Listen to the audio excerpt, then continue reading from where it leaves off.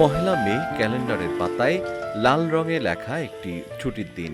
যে দিনটি বিশ্বজুড়ে পালন করা হয় শ্রমজীবী মানুষের অধিকার আদায়ের রক্তঝরা দিন হিসেবে।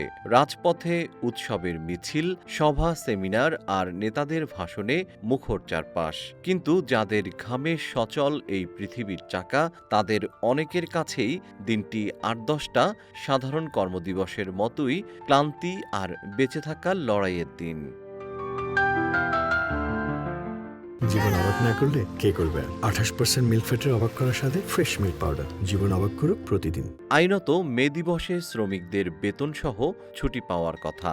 জরুরি সেবার প্রয়োজনে কাজ করালেও তাকে দ্বিগুণ হারে ওভারটাইম বা বিকল্প ছুটি দিতে হবে। কিন্তু দিনমজুর, গৃহকর্মী বা পরিবহন শ্রমিকদের মতো অপ্রাতিষ্ঠানিক খাতের বিশাল এক অংশ আজও এই অধিকার থেকে বঞ্চিত। সচেতনতার অভাব এবং আইনের প্রয়োগ না থাকায় উৎসবের দিনও তাদের ঘাম ঝরাতে হয়। মে দিবসের ইতিহাস আমাদের ফিরিয়ে নিয়ে যায় ১৮৮৬ সালের শিকাগো শহরের হে মার্কেটের সেই আন্দোলনে, যেখানে শ্রমিকেরা ৮ ঘন্টা কাজের দাবিতে জীবন উৎসর্গ করেছিলেন। সেই আত্মত্যাগ আজও শ্রমিক অধিকারের প্রতীক হয়ে আছে। কিন্তু বাস্তবে দেখা যায় বাংলাদেশসহ অনেক উন্নয়নশীল দেশে এখনও শ্রমঘণ্টা, ওভারটাইম, ন্যায্য মজুরি ও নিরাপদ কর্মপরিবেশ নিশ্চিত করা সম্ভব হয়নি।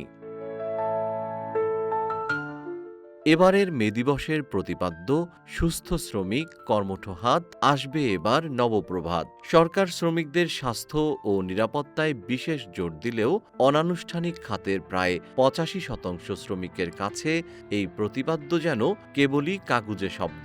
সুস্থ থাকার অধিকার যেন তাদের জন্য বিলাসিতা, কারণ তাদের হাত না চললে স্তব্ধ হয়ে যায় জীবিকা। সমস্যার মূল জায়গা কেবল আইন নয়, তার বাস্তবায়ন।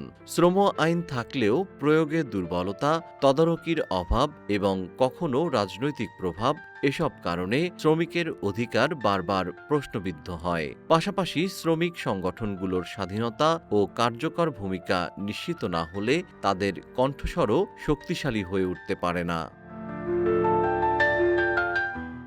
বিশেষজ্ঞদের মতে পহেলা মে তাই শুধু উদযাপনের দিন নয়, এটি আত্মসমালোচনারও দিন। আমরা কতটা শ্রমিক বান্ধব সমাজ গড়তে পেরেছি সেই প্রশ্নের মুখোমুখি হওয়ার দিন। যদি প্রতিবছর একই প্রতিশ্রুতির পুনরাবৃত্তি হয় কিন্তু বাস্তব পরিবর্তন না আসে, তবে এই দিবসের তাৎপর্য ক্রমেই ফিকে হয়ে যাবে। জিএম শিহাব, রূপালী বাংলাদেশ।